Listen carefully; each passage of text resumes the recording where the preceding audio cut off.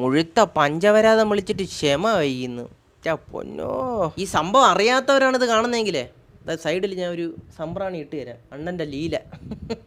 ആരും കണ്ണ് കള്ളല്ലേ എൻ്റെ പൊന്നു സുഹൃത്തുക്കളെ. എൻ്റെ അമ്മോ, മുഴുത്ത അപരാധം, മുഴുത്ത. ഈ പാക്കൂത്തം പറയണ എന്തിനാണെന്ന് വെച്ച് കഴിഞ്ഞാൽ, നിൻ്റെ അമ്മേനെ ഷായിൻ്റെ അവിടെ ഒരു പാ ചേർക്കണം. അതാണ് അങ്ങനെ വിളിക്കുന്നത്.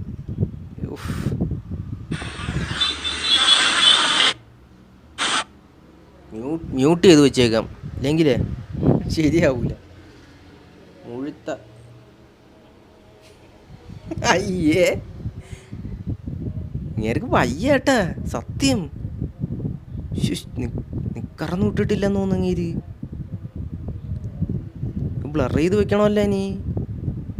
നിക്കറന്ന് വിട്ടിട്ടില്ല. ഇയാളെന്തടേ ആശുപത്രിയിലെങ്ങാനും കിടന്ന? നമുക്ക് ഈ ആശുപത്രിയിലൊക്കെ ചെല്ലുമ്പോഴത്തേക്കും അവിടെ ഒരു ബെഡ്ഷീറ്റ് ഉണ്ടല്ലോ, ഇതേപോലത്തെ കളറല്ലേ? വയ്യേട്ടാ അങ്ങേർക്ക്.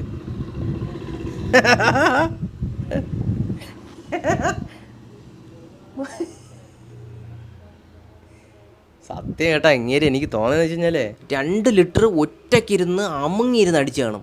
അതിൻ്റെ കൂട്ടത്തിൽ മറ്റങ്ങടെ വലിച്ചു കയറ്റി കാണും. അതല്ലാതെ ഇങ്ങനെ കളിയൊന്നും പോകില്ലൊരു മനുഷ്യൻ. നിങ്ങളടുത്ത് എനിക്കൊരു ഉപദേശം തരാനുണ്ട്. വെള്ളം അടിക്കണേ വെള്ളം അടിക്കണം, മറ്റേത് വലിക്കണേ മറ്റേത് മാത്രമൊന്നും വലിക്കണം. രണ്ടും കൂടെ ഒരുമിച്ചാണെന്നുണ്ടെങ്കിൽ ഇതേപോലത്തെ പാക്കൂത്തുകൾ നമ്മൾ കാണേണ്ടി വരും. പിറ്റേ ദിവസം നിങ്ങൾ മൂഞ്ചിക്കൊണ്ട് ഫേസ്ബുക്കിൽ പോസ്റ്റ് ഇടും. ഇങ്ങനെ പോസ്റ്റ് കാണിച്ചു തരാം നിങ്ങൾക്ക്. പോസ്റ്റ് ഇപ്പോൾ കാണിച്ചു തരാം. സിനിമാ നടൻ എന്ന നിലയിലും വ്യക്തി എന്ന നിലയിലും പല വിഷയങ്ങളും കൈകാര്യം ചെയ്യാൻ എനിക്ക് പറ്റുന്നില്ല. ഓ, അതുകൊണ്ടായിരിക്കുമല്ലേ നിങ്ങൾ മുണ്ട് നോക്കി കാണിച്ചതും അപരാധം വിളിച്ചതും തള്ളക്കി. കൊള്ളാം. എൻ്റെ ഭാഗത്തു നിന്നുണ്ടായ നെഗറ്റീവ് എനർജികൾക്കും പൊതുസമൂഹത്തോട് ഞാൻ മാപ്പ് ചോദിക്കുന്നു. ശരി, നെഗറ്റീവ് എനർജി എന്നാ ചാരായ അടിച്ച് മുതുക്ക് കൂത്താട്ടം കാണിച്ചിട്ട് നെഗറ്റീവ് എനർജി എന്നാണ്? അതെന്തൊരു ഉണ്ടാക്കിയ സംസാരമാണ്. പിന്നെ ഇങ്ങനെയുള്ള കിഴകളൊക്കെ എന്തിന് കാണിച്ചു കഴിഞ്ഞാൽ ആൾക്കാർ സപ്പോർട്ട് ചെയ്യാൻ കാണും. അത്രേ ഉള്ളു. വേണ്ട കിടക്കുന്നത് ആദ്യം തന്നെ കിടപ്പുണ്ട്. സാരമില്ല വിനയ, ഒരു കമൻ്റാണ് കേട്ടോ. സാരമില്ല വിനയ, ഈ മാനസാന്തരം മതി. ഞങ്ങൾക്ക് അത്രയും ഇഷ്ടമാണ് നിങ്ങളെ, നിങ്ങളുടെ അഭിനയത്തെയും. മോളെ കെട്ടിച്ചോറാ. എൻ്റെ വീട്ടുകാരാ ഇത് കണക്ക് എന്തെങ്കിലും പറയുമ്പോഴത്തേക്കും അന്നേരം പറയണം, എനിക്ക് നിന്നെ ഭയങ്കര ഇഷ്ടമാണ് പിന്നെ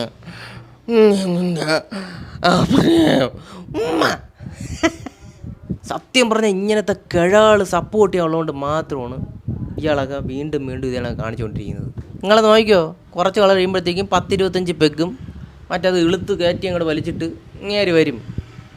റോട്ടി ഇറങ്ങി ആളും പോണേ മരുന്നവൻ വരെ മുണ്ട് പോയി കാണിച്ച് പഞ്ചവരാതം വിളിച്ച് ഇങ്ങേര് പിറ്റേ ദിവസം അതിൻ്റെ കെട്ടെല്ലാം ഇറങ്ങുമ്പോഴത്തേക്കും പോസിറ്റീവായിട്ട് വരും. സമൂഹത്തിൻ്റെ ഒരു നിർബന്ധി എന്ന് പറഞ്ഞു കഴിഞ്ഞാൽ അങ്ങനെയാണ്. എനിക്ക് നിങ്ങളുടെ അടുത്ത് ഇതേ കണക്ക് ഇടപഴകാൻ എനിക്ക് അറിഞ്ഞൂടാ. അതുകൊണ്ടാണ് ഞാൻ മുണ്ട് നോക്കി കാണിച്ചത്. നിങ്ങൾ എൻ്റെ അടുത്ത് ക്ഷമിക്കൂലേ? എൻ്റെ നെഗറ്റീവ് എനർജി ഇല്ലേ, എൻ്റെ നെഗറ്റീവ് എനർജി എൻ്റെ ബാക്കിൽ കൂടെ കയറിയിട്ട് എൻ്റെ വായക്കിടെ പുറത്ത് വന്ന്, അതുകൊണ്ടാണ് ഞാൻ അപരാധവും വിളിച്ചത്. ക്ഷമിക്കൂലടാ? ക്ഷമിക്കും. അതുകൊണ്ട് ഇതേപോലത്തെ കിഴകൾ വീണ്ടും വരും. വന്നിട്ട് അണ്ണൻ്റെ അഭിനയം നിങ്ങളെ എനിക്ക് ഭയങ്കര ഇഷ്ടമുണ്ട്, നിങ്ങളെന്തൊരു ബൈറ്റ് വേണമെങ്കിലും കാണിക്കും. ഇതേപോലത്തെ കിഴകളുള്ളതുകൊണ്ടാണ് ഇയാളൊക്കെ വീണ്ടും വീണ്ടും പ്രചോദനം. എന്നെ ഇഷ്ടപ്പെടുന്നുണ്ട്. വീണ്ടും സെറ്റ് ചെയ്യാം, ഇനിയും കാണിക്കാം, അടിപൊളിയെന്ന്. ഇങ്ങനെ ഒരു സെറ്റപ്പ് എന്തിനാണെന്ന് വെച്ച് കഴിഞ്ഞാൽ, ഇങ്ങനെ പുതിയ വല്ല സിനിമകളും വരണം, ഇതിനൊക്കെ എന്തെങ്കിലും സാധനങ്ങളൊക്കെ കൊണ്ടിറക്കും. ഇത് വൈറലാവും, ന്യൂസാവും, എല്ലാവരും റിയാക്ട് ചെയ്യും. അങ്ങേരെ സിനിമ പോയി ആൾക്കാരിന്ന് കാണും. നിങ്ങളെ ബുദ്ധിയില്ല എണ്ണ, ചുരുട്ടി മടക്കി നിങ്ങളെ മുണ്ടിൻ്റെ ഇടയിൽ കയറ്റി വെച്ചാൽ മതി. മനസ്സിലാവുന്നുണ്ടോ അണ്ണ? എന്നാ അപരാധം കാണിച്ചിട്ടല്ലണ്ണ നിങ്ങളെ സിനിമ പ്രൊമോഷൻ ചെയ്യേണ്ടത്. ഇവിടെ എത്ര വഴികളുണ്ടെണ്ണ പ്രൊമോഷൻ ചെയ്യാൻ. ഇഷ്ടംപോലെ പയ്യന്മാരുണ്ട് ഇവിടെ, അറിയാമോ? അതേപോലെ ചെയ്യണം. അല്ലാതെ അപരാധം കാണിച്ചിട്ടല്ല പ്രൊമോഷൻ ആരാധിക്കേണ്ടത്. അപ്പോൾ ശരിയെന്നാ പോണേ. ക്ഷമിക്കണം. ക്ഷമിക്കണേ, എനിക്ക് സമൂഹത്തിൻ്റെ അടുത്ത് ഇടപെടാൻ പറ്റുന്നില്ല. ശരിയെന്നാ പോണ കേട്ടോ.